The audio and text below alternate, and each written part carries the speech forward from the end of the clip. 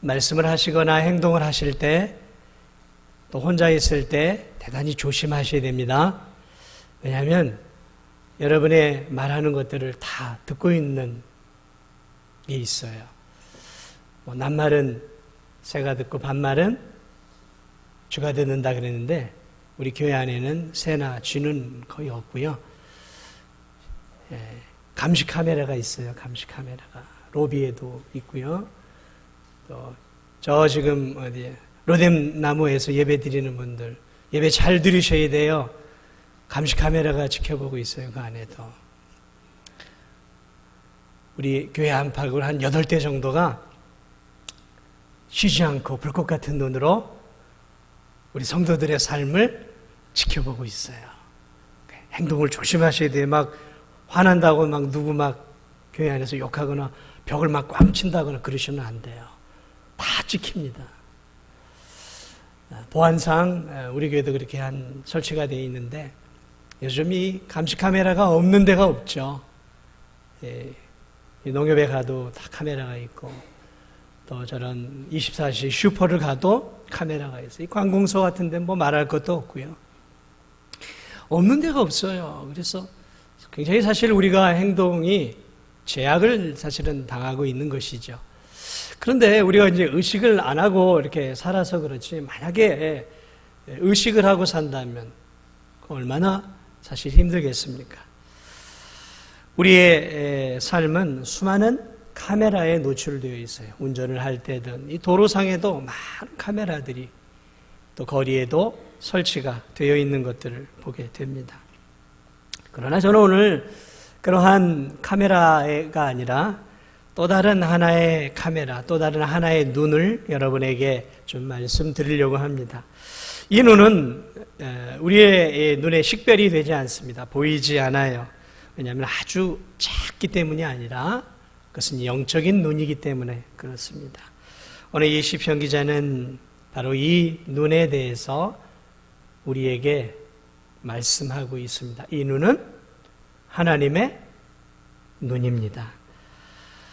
시편 기자는 감시 카메라가 없던 시대의 사람이었어요. 그러나 오늘 이 본문을 보면 시편 기자는 하나님께서 얼마나 치밀하게 감시 카메라와 같이 성도들의 일거수일투족을 살펴보고 계시는지 오늘 잘 묘사해 주고 있습니다. 오늘 이 시편 기자는 하나님의 눈을 소개하면서 하나님이 하나님의 백성들의 모든 것을 속속들이 알고 계시는 하나님의 전지하심에 대해 설명해 주고 있습니다.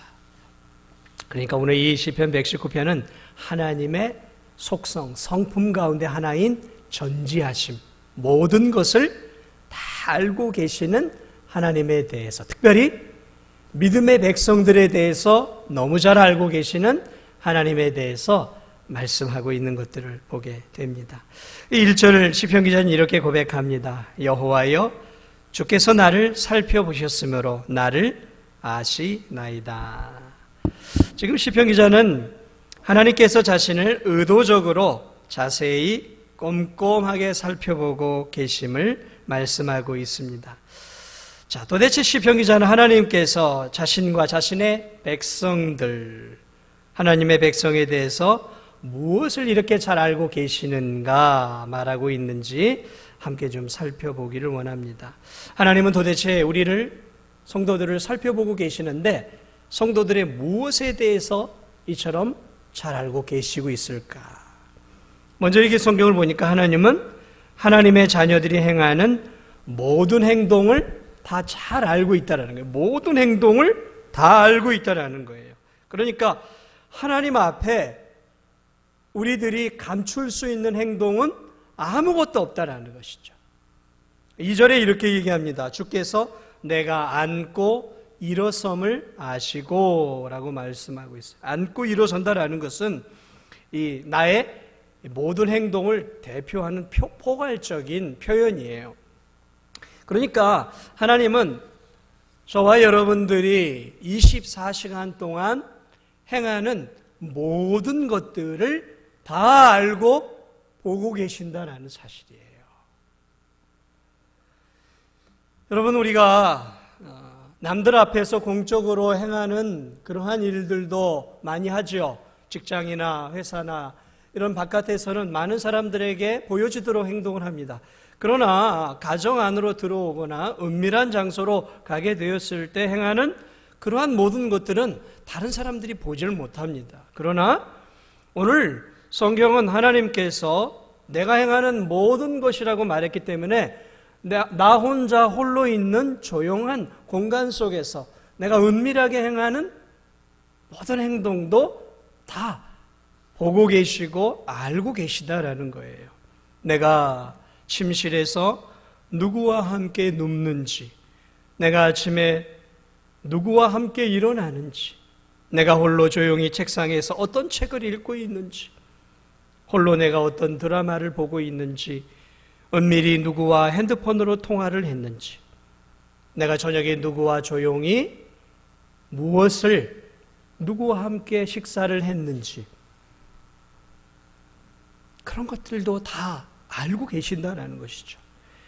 오늘 이 아침에 여러분이 주방에서 가족과 함께 아니면 홀로 어떤 음식을 먹었는지 세상 사람은 몰라도 하나님은 다 알고 보고 계신다는 것이죠.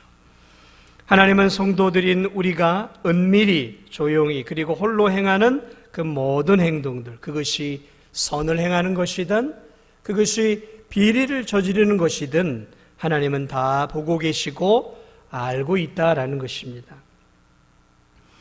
요즘 사회적으로 이 미투라는 말 유행하고 있죠. 여러분, 요즘 드러나지 않았던 성추행 그런 것들에 피해를 당한 사람들이 용기 있게 나도 이런 일을 당했습니다라고 미투 하면서 그런 것들을 지금 밝히면서 지금 연예계, 문화계 곳곳으로 지금 이러한 것들이 퍼져 나가고 있지 않습니까?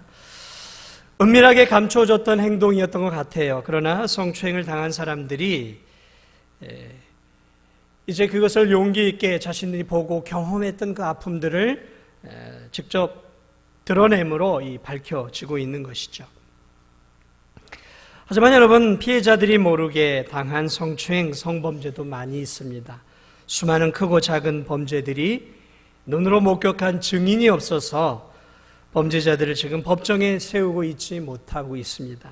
하지만 오늘 이 본문을 통해 우리가 알 수 있는 사실은 그러한 모든 범죄들이 사람의 눈은 피해서 완전 범죄처럼 가려져 있을지 모르지만 불꽃 같은 눈으로 보고 계시는 하나님에게서 이미 그 모든 죄가 결정적으로 드러났다라는 것을 우리는 이 본문을 통해 다시 한번 바라보게 됩니다. 모든 눈은 속일 수 있습니다. 그러나 하나님의 눈은 속일 수가 없어요. 여러분이 행하는 모든 것들, 다른 사람 모르게 행하는 그 모든 것들, 사실은 하나님은 다 보고 계시고 알고 계시다라는 것이죠. 3절 중반절에 보니까 나의 모든 행위를 익히 아시오니라고 말하고 있어요. 익히 알고 있다라는 거예요. 이게 뭐냐면 하나님이 하나님의 백성, 특별히 이제 여기서는 하나님의 백성을 말하고 있는데 하나님의 백성의 삶의 모든 패턴과 삶의 양식과 삶의 습관들을 너무 잘 알고 계시다라는 말씀이에요. 그러니까 성도들이 삶 속에서 행하는 어떤 행동들을 보고 하나님이 놀라지 않는다라는 거예요.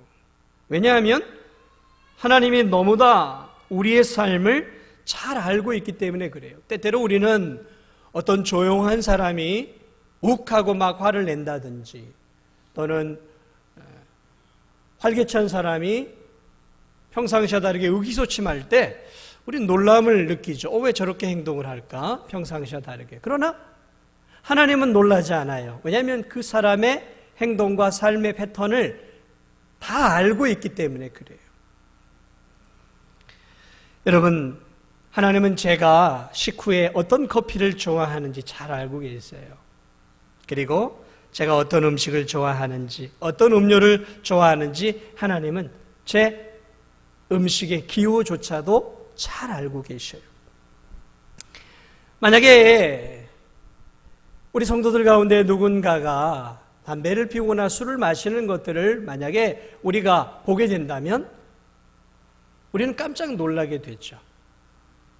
어떻게 교회에서는 저렇게 믿음 생활 잘하는 것처럼 보이는데 술을 마시고 담배를 피고 저렇게 노름을 하고 있을까라고 우리는 놀라요. 그러나 그 성도가 술을 마시고 담배를 피고 노름을 한다 할지라도 하나님은 놀라지 않아요. 왜요?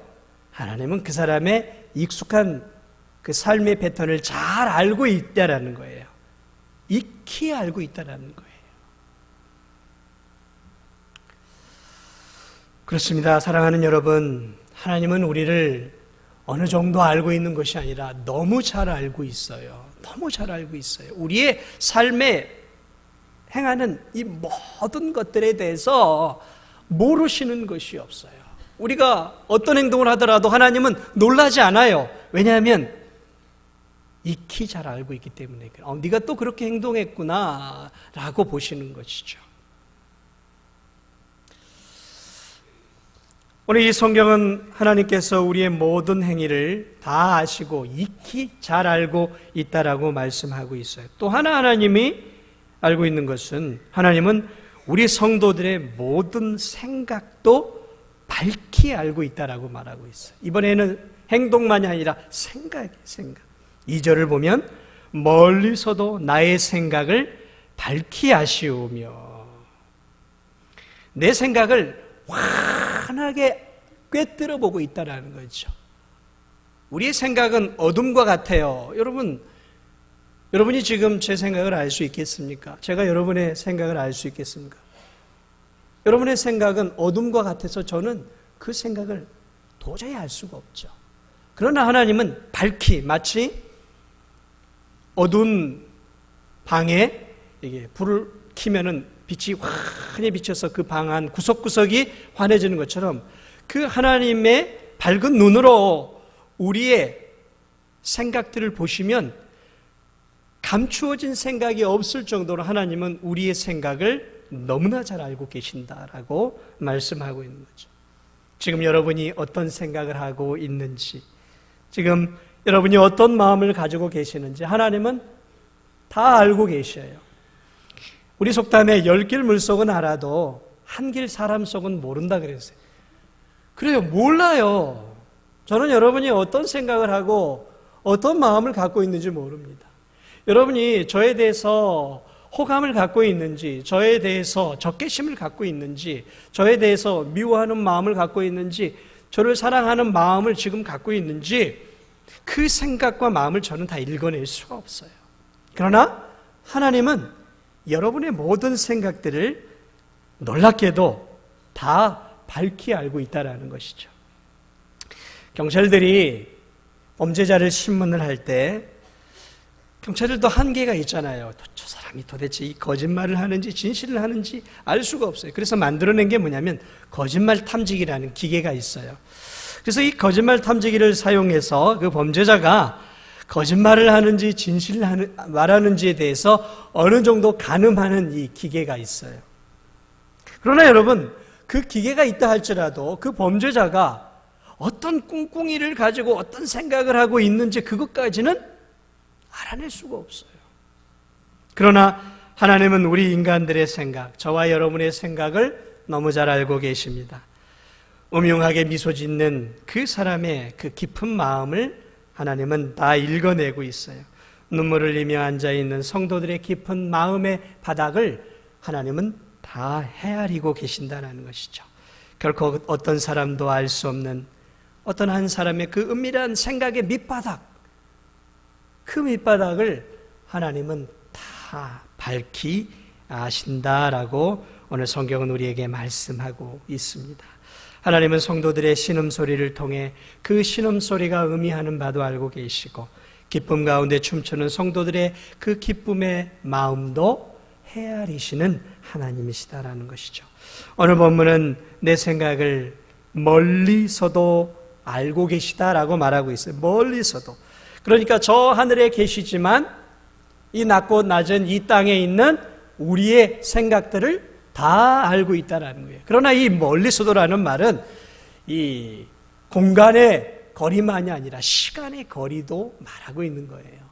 그러므로 이 멀리 알고 있다라는 이 말은 우리의 과거의 생각들도 알고 계실 뿐만 아니라 지금의 현재의 생각뿐만 아니라 앞으로 우리가 5분, 10분, 1시간 뒤에 우리가 하게 될 생각조차도 전지하신 하나님은, 영원하신 하나님은 그 생각들조차도 이미 알고 계시다라는 거예요.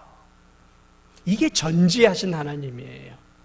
앞으로 하나님이 우리가 5분 뒤에 10분 뒤에 어떤 생각을 할지 우리 자신도 알 수가 없는 것이죠. 내가 10분 뒤에 어떤 일들을 닥쳐서 어떤 생각들을 하게 될지 우리도 몰라요. 그러나 전지하신 하나님은 5분, 10분, 1시간, 1년 뒤에 우리가 무슨 생각을 하게 되고 어떤 마음을 품게 될지에 대한 미래의 생각들조차도 그분은 영원하신 하나님이시기 때문에 전지하신 눈으로 그 영원한 사고의 눈으로 바라보고 있다는 것이죠.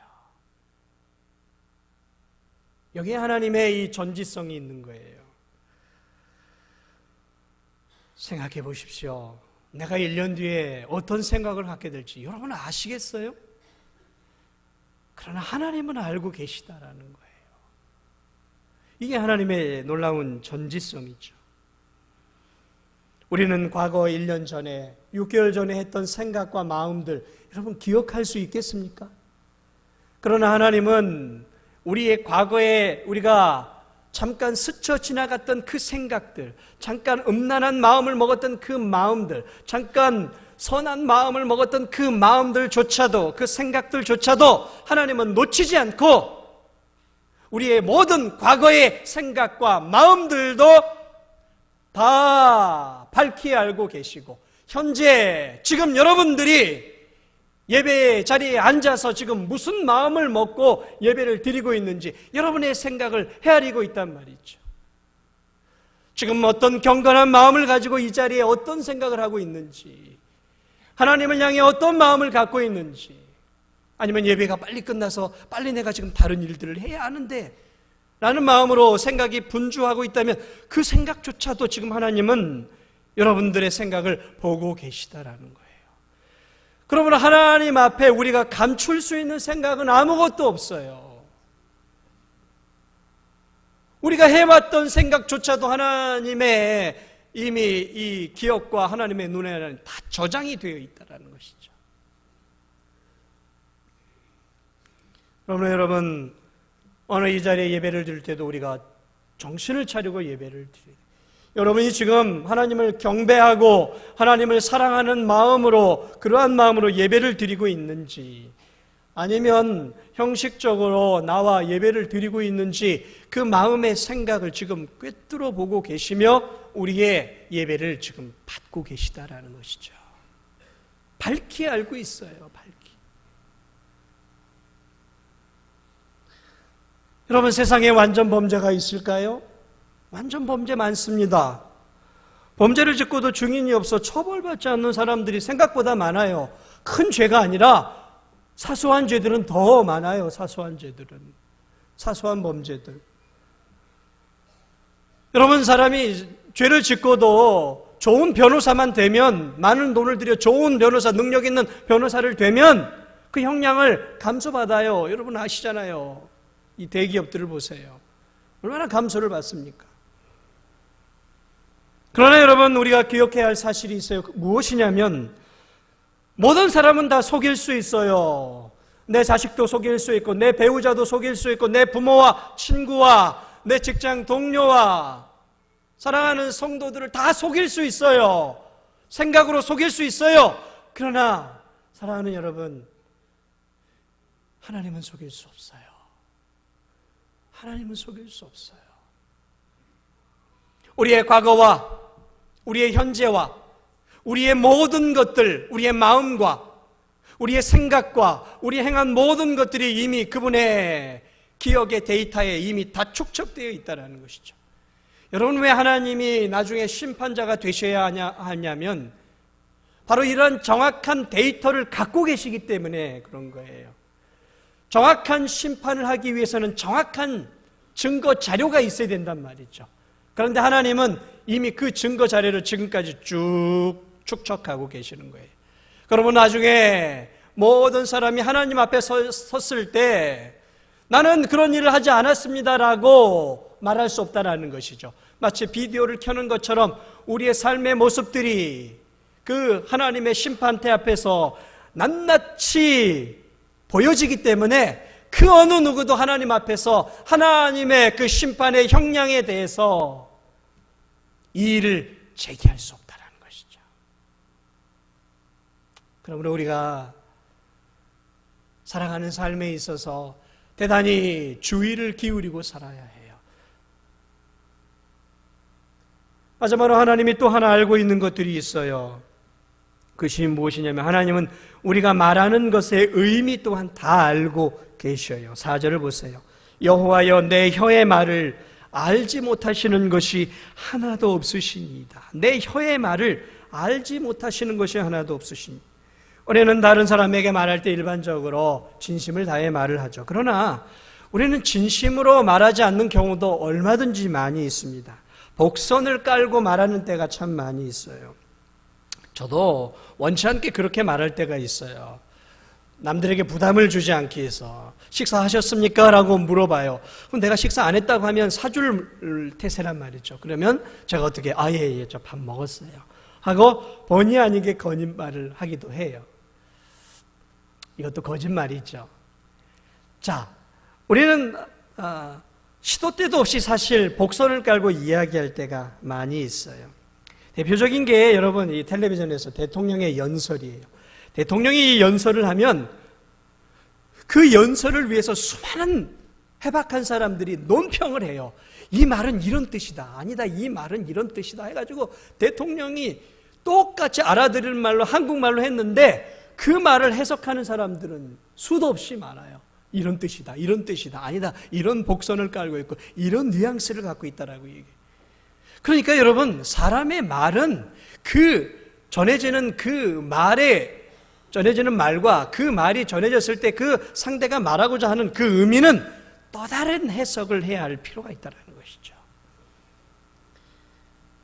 여러분 성도들이 저에게 그런 얘기를 합니다. 목사님 은혜 받았습니다 라고 얘기를 해요. 그런데 저에게 은혜 받았습니다 라고 말을 할 때 거기도 성도들마다 다 의미가 달라요. 그냥 저에게 인사투로 그냥 이렇게 말을 하는 경우도 있고요. 또 어떤 사람은 진심으로 말을 하는 경우도 있어요. 그러나 저는 다 몰라요. 이러한 일들이 사실 얼마나 많이 있는지 모릅니다. 그것이 형식적인 것인지 인사치레인지 아니면 그 말에 또 다른 복선을 깔고 하는 말인지 우리는 잘 몰라요. 솔직하게 모릅니다. 저는 여러분이 저에게 해주는 그 말에 대해서도 잘 이해를 못할 때가 많아요. 도대체 이 말이 무슨 뜻이지? 라고 막 저도 돌아가서 고민할 때가 있어요. 평상시의 말이 아니라 중요한 대화를 할 때 특히 그래요. 성도들이 예수님을 믿습니다라고 말할 때 저는 그 말을 순수하게 받아들입니다. 그러나 사랑하는 여러분, 하나님이 그렇게 똑같이 보실까요? 아니에요. 하나님을 믿습니다, 예수님을 믿습니다라고 고백하고 있지만 저 성도가 목사를 의식해서 성도들을 의식해서 그냥 하는 말일 수도 있어요. 아니면 긴가민가 하는데 그냥 믿습니다라고 말할 수도 있고 정말 깊이 하나님을 만나고 예수님을 만나서 깊은 신앙의 고백으로 하나님을 믿습니다라고 저에게 말할 수도 있죠. 그런데 그 말이 어떤 뜻인지 저는 잘 몰라요. 그냥 믿는 것이죠. 그 말을 액면 그대로 저는 믿을 뿐이에요. 그렇습니다. 우리는 우리의 깊은 의도나 숨은 마음을 숨기며 말할 수도 있고 또 남을 완벽하게 속이면서 거짓말을 할 수도 있어요. 그래서 많은 사람들을 속일 수도 있고 그 말에 다른 깊은 의미를 넣어서 돌려서 말을 하는 경우도 있단 말이죠. 그러나 여러분, 사람들은 그 말 뜻을 제대로 이해하지 못하지만 그 말이 진심인지 그 말이 가식이 있는지 그 말이 믿음이 있는 말인지 믿음이 없는 말인지 그 말이 하나님께 영광을 돌려드리는 말인지 그 말이 하나님을 모욕하는 말인지 인간들은 잘 분석해낼 수가 없어요. 그 말의 뜻을. 그러나 적어도 한 분만큼은 정확하게 우리가 말하는 말의 의미를 제대로 해석해 내신다라는 것이죠. 하나님이시다라는 것이죠. 사랑하는 여러분, 그러므로 우리가 이 혀를 가지고 말을 잘해야 합니다. 할 수만 있으면 이 말로 정직하게 말하고 진실 말해야 돼요. 한 우물에서 단물과 쓴물이 나올 수 없는 것처럼 한 입에서, 거룩한 하나님의 한 입에서 진실과 거짓이 나와서는 안 되는 거예요. 여러분은 저를 속일 수 있습니다. 여러분은 저에게 아부할 수 있습니다. 그러나 여러분은 하나님은 결코 속일 수 없어요. 여러분이 하나님을 향한 그 고백, 하나님을 향한 그 찬양, 하나님을 향한 그 수많은 고백들이 진심인지 아닌지는 하나님이 정확하게 알고 계셔요. 사랑하는 여러분, 왜 하나님께서 우리를 이렇게 알고 계실까요? 왜 이렇게 날마다 우리를 알고 계실까요? 그 이유는 하나님께서 성도들인 우리들을 너무 사랑하시기 때문에 그래요. 여러분, 사랑의 가장 중요한 특징이 무엇이냐면 관심이에요. 관심. 사랑의 중요한 특징은 관심이에요. 그러므로 사랑의 반대말은 미움이 아니에요. 사실 사랑의 진짜 반대말은 무관심이에요. 무관심. 그 사람에 대해서 생각하지, 관심을 기울이는 거예요. 기울이지 않는 거예요. 1절을 보세요. 여호와여, 주께서 나를 살펴보셨으므로 나를 아시나이다. 나를 살펴보셨다 그랬어요. 이렇게 꼼꼼하게 하나님이 나의 일거수일투족을 살펴보고 있다는 것이죠. 왜요? 사랑하기 때문에, 관심을 가지고 있기 때문에 우리를 살펴보고 있다는 것이죠. 사랑하는 청춘 남녀가 있습니다. 연애하신 분들은 알 거예요. 저도 연애를 오랫동안 했습니다. 사랑하는 청춘 남녀는 사랑하는 내 배우자, 앞으로 결혼할 그 대상자에 대해서 너무너무 많은 것들을 알고 싶어요. 유치할 만한 것들을, 작은 거 하나까지도 알고 싶어해요. 그리고 그러한 것들을 서로 공유해요. 함께 기뻐해요. 사랑하는 배우자들도 마찬가지죠. 서로 사랑하면 상대 배우자의 아픔을 알고 싶어하고, 상대 배우자의 기쁨도 알고 싶고, 상대 배우자의 속마음을 알고 싶어하는 것이죠. 사랑하지 않으면 속마음, 기쁨과 슬픔을 함께 나누고 싶지 않죠. 그러나 사랑하면 알고 싶은 거예요. 그래서 기쁨은 서로 나누고 싶어하고, 슬픔도 반으로 쪼개서 나누고 싶어하는 거예요. 짊어지고 싶어하는 것이죠. 사랑은 관심이에요. 사랑은 더 알고자 하는 거예요. 부모가 자식을 사랑하죠. 자식은 그것을 귀찮아할 때가 많아요. 그러나 부모가 자식을 잘 알고자 하는 이유가 무엇입니까? 여러분이 여러분의 자식들을 잘 알고자 하지 않습니까? 이 자식이 하루를 어떻게 보내는지, 어떤 생각을 하고 누구를 만나는지 다 궁금해하시잖아요. 왜 궁금해하세요? 사랑하니까 궁금해하잖아요. 알고 싶잖아요. 그게 사랑이에요. 그냥 알고 싶은 거예요. 알고 싶고 더 깊이 알고 싶은 거예요. 왜요?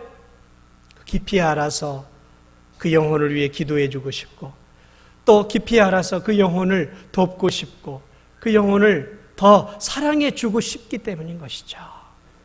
하나님도 마찬가지예요. 하나님은 스토커가 아니에요. 스토커는 자기의 유익을 위해서 몰래 쫓아다니면서 이렇게 자기의 유익을 취하기 위해서 알려고 하죠.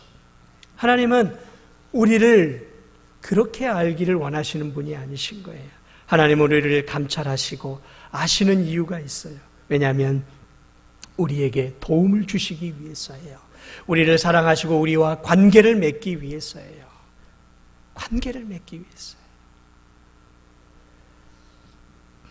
그래서 오늘 이 6절에 이 시편 기자는 하나님이 자기를 너무 사랑하시고 자기를 이 아는 것에 대해서 귀찮아하고 두려워하고, 왜 하나님이 나를 이렇게 감시 카메라처럼 나를 일거수일투족을 감시해서 나로 하여금 마음대로 살지 못하고 나로 하여금 제약된 삶을 살게 하시는가? 왜 하나님은 짜증나게 내 삶을 지켜보시는가? 라고 말하고 있지 않아요. 6절을 보세요. 그는 하나님이 자신을 너무너무 잘 아는 것에 대해서 이렇게 고백해요. 이 지식이 내게 너무 기이하니 높아서 내가 능히 미치지 못하나이. 이 지식이 내게 너무 경이롭다라는 거예요. 표현이 경이롭다라는 거예요. 신비하다라는 것이죠. 어떻게 하늘의 그 거룩하신 하나님이 낮고 낮은 이 나 같은 자를 향해 이렇게 경이롭게 나를 살펴보시고 나를 아시고 나를 바라보시고 그분의 권능의 팔로 나를 두르시고 나를 눈동자처럼 지켜주시며 바라보시고 그 바라보심을 통해 내 삶을 이렇게 도우시고 계시는지, 그 경이로운 하나님의 관심과 그 은혜와 사랑에 이 시편 기자가 놀라하고 있는 거예요. 놀라하고 있는 것이죠. 하나님, 여러분, 하나님이 우리를 이렇게 보고 계셔요. 이렇게 살피시고 계십니다. 여러분, 사랑하는 사람이 나를 지그시 바라보고 있다면 여러분 행복하지 않습니까? 사랑하는 사람이 나를 미소 짓고 이렇게 바라보고 있다면 얼마나 행복하겠어요? 시편 기자는 그걸 느끼고 있어요. 그 놀라우신 사랑의 하나님이 미소를 지으며 변함없이 나를 바라보고 있다라는 그 사실이 외롭게 믿음 생활하고 있는 이 시편 기자에게는 너무너무 큰 힘이 되었던 것이죠. 사랑하는 여러분, 이 땅을 사는 것이 얼마나 힘드십니까? 저도 힘들어요. 얼마나 고됩니까? 고되지 않습니까? 외로울 때가 있어요. 아내에게도 말 못할 어려움이 있어요. 그 어떤 사람에게도 말할 수 없는 아픔과 슬픔들이 우리들에게는 있단 말이죠. 누구에게 우리가 하소연할 수 있겠습니까? 누구에게 고백할 수 있겠습니까? 정말 저도 때로는 누군가에게 다 쏟아내고 싶은 사람이 있었으면 좋겠어요. 그런데 그것을 감당할 만한 사람이 없어요. 그래서 누구에게 쏟아내냐면 바로 저를 너무나 잘 알고 계신 그 하나님께 저도 다 쏟아내요. 다 알고 있기 때문에 사람에게 그 이야기를 하면 그 사람이 감당을 못해요. 그런데 하나님은 저를 너무너무 잘 알고 계셔요. 제가 지금 어떤 아픔을 겪고 있고 어떤 것 때문에 고민하고 있고 어떤 것 때문에 괴로워하고 있는지 어떤 것 때문에 즐거운지 다 알고 계세요. 다 알고 미소 짓고 다 보고 계신단 말이에요. 그 하나님께 그러므로 저는 다 쏟아요. 왜요? 그분이 저를 돕기 위해 저를 바라보고 계시기 때문에, 그분이 사랑의 팔로 지금 팔을 벌리면서 내가 너를 잘 알고 있지 않느냐, 그러니까 내게 말해다오라고 그분의 인자한 미소가 저를 바라보고 있기에 저는 기도를 통해 하늘의 하나님 앞에 제 인생의 모든 문제를 낱낱이 다 올려드리는 것이죠. 여기에 기도의 중요한 의미가 있는 거예요. 하나님이 모르고 있지 않아요. 다 알고 있어요. 그런데 하나님은 내가 다 나누어 주기를 원하고 있어요. 네 속마음을 나에게 말해다오. 난 다 알고 있단다. 사랑하는 여러분, 하나님께 말하십시오. 여러분의 깊은 것들, 여러분의 속마음, 여러분의 생각, 여러분의 고통, 여러분의 눈물, 그 모든 것들을 하나님은 다 알고 계셔요. 다 알고 계셔요. 그리고 그 하나님은, 다 알고 계시는 그 하나님은 여러분이 그분께 나와 여러분의 인생의 희노애락을 다 올려드리고 하나님과 함께 교제하고 하나님께 내려놓으시기를 원하셔요. 예수 그리스도도 그래서 이렇게 우리에게 말씀하지 않습니까? 수고하고 무거운 짐진 자들아, 다 내게로 오라. 몰라서 내게로 오라고 하시는 것이 아니에요. 내가 너의 형편과 처지와 아픔과 눈물과 슬픔과 그 죽고 싶은 마음, 그 고통과 고난을 내가 다 알고 있단다. 내게로 오라. 그래야면 내가 너에게 쉼을 주리라. 여러분을 돕기 위해 알고 계시는 거예요. 지금으로부터 수천 년 전 이야기예요. 수천 년이 더 지난 얘기예요. 하늘에서 한 회의가 열렸어요. 어떤 회의가 열렸냐면 삼위일체 하나님이, 그 전지하신 삼위일체 하나님이 이 세상을 바라보시었어요. 아담과 하와가 타락하고 그들이 하나님께 범죄할 것을 미리 보셨어요. 그리고 그 안에 태어나는 모든 자녀들이 그 죄로 말미암아 영원히 죽을 수밖에 없는 자로 태어나는 것을 보셨어요. 그리고 서기 2000 이 진도중앙교회에서 있는 이 진도 안에 있는 영혼들도 자신들의 죄로 말미암아 영원한 형벌에 갈 수밖에 없는 그 사실을 영원전에 하나님, 삼위일체 하나님께서 그 전지하신 눈으로 바라보셨단 말이죠. 그리고 그 삼위일체 하나님이 회의를 하시고 하나의 결정을 내려요. 저들을 어떻게 구원할까? 그리고 성자 하나님께서 그분의 결정 가운데서, 세 분의 결정 가운데 성자 하나님께서 인류의 죄를 대신 지시기로 인간의 무능함 가운데 죽을 수밖에 없는 저와 여러분들을 구원해 주시기 위해 성자 예수님께서 이 땅에 오시기로 결정이 돼요. 그리고 지금으로부터 2000년 전에 전지하신 하나님께서, 그 모든 것들을 아시는 하나님께서 2000년 전에 독생자 예수 그리스도를 이 땅에 보내주신 것이고, 그 독생하신 예수 그리스도께서 바로 우리의 죄짐을 대신 짊어지시고 무능한 우리들이 스스로 구원을 받을 수 없어 우리의 죄로 말미암아 영원한 지옥에 갈 수밖에 없는 우리의 죄를 대신 지시고 십자가 위에서 저와 여러분들과 많은 영혼들의 죄를 짊어지시고 십자가 위에 죽으셨고 부활하심으로 우리에게 영원한 산 소망을 주셨음을 여러분 믿으시기 바랍니다. 그 하나님은 거기서 머무르지 않아요. 무능한 인간들, 구원받은 인간들이지만 여전히 이 죄 많은 세상 가운데서 하나님의 말씀대로 살 수 없는 것을 아셨어요. 그래서 성자 예수님 뒤에 성령 하나님을 이 땅에 보내주셔서 한 영혼 한 영혼의 마음속에 거하시며 이 세상에서 죄와 싸우며 이기며 하나님이 주신 그 구원의 은혜를 놓치지 않고 믿음으로 살 수 있도록 성령 하나님을 한 영혼 한 영혼의 심령 속에 붙여주셨다라는 것이죠. 지금도 그 하나님은 불꽃 같은 눈으로 우리를 살펴보시면서 지금도 성령 하나님을 통해 우리에게 지혜를 주시고 살아갈 용기를 주시고 믿음의 은혜를 주시고 여전히 우리가 하나님 앞에 예배드릴 수 있도록 힘을 주시고 죄악된 이 세상 속에서 우리를 두루시며 천국 가는 그날까지 우리와 함께하고 우리를 돕고 계시다는 사실을 여러분 잊지 마시기 바랍니다. 그러므로 사랑하는 여러분, 하나님이 이렇게 우리를 아셨어요. 우리를 도우시기 위해 하셨어요. 우리와 교제하기 위해 하셨단 말이죠. 그러므로 우리도 어떻게 해야 되겠습니까? 그러므로 우리도 하나님을 알아가야 하는 거예요. 하나님을 알아가야 하는 거예요. 하나님은 이제 우리도 하나님을 알아가기를 원하시는 거예요. 도대체 우리를 얼마나 사랑하시는지 그 깊이와 넓이를 우리들도 알아가기를 원하시는 거예요. 그러므로 여러분 힘써 여호와를 알기를 바랍니다. 여호와를 알기 위해, 예수 그리스도를 알기 위해 힘을 다해 말씀을 보십시오. 이 하나님의 진리의 성경을 읽으십시오. 예배 가운데 하나님을 알기 위해 힘쓰십시오. 사랑은 일방적인 게 아니에요. 사랑은 상호 교통인 거예요. 하나님이 우리를 아시고 우리를 사랑하셨던 것처럼 우리도 이제 하나님을 더 깊이 알아가야 하는 거예요. 알아가야 하나님을 더 사랑하고 알아가야 하나님께 더 순종하고 알아야 하나님의 뜻을 따라서 살 수 있는 거잖아요. 호세아서는 우리에게 이렇게 얘기합니다. 호세아 6장 1절은 이렇게 얘기합니다. 그러므로 우리가 여호와를 알자, 힘써 여호와를 알자. 그의 나타나심은 새벽빛같이 어김없나니 비와 같이 땅을 적시는 늦은 비와 같이 우리에게 임하시리라. 호세아는 이렇게 얘기합니다. 여호와를 알자. 우리를 구원하시는 여호와를 알자. 우리를 사랑하시는 여호와를 알자라는 것이죠. 그래요, 알아가야 합니다. 알아가야 해요. 여러분 알기에 힘쓰십시오. 그 하나님을 더욱더 알아가시고 우리를 너무나 잘 아시는 그 하나님께 우리의 인생을 온전하게 맡기시고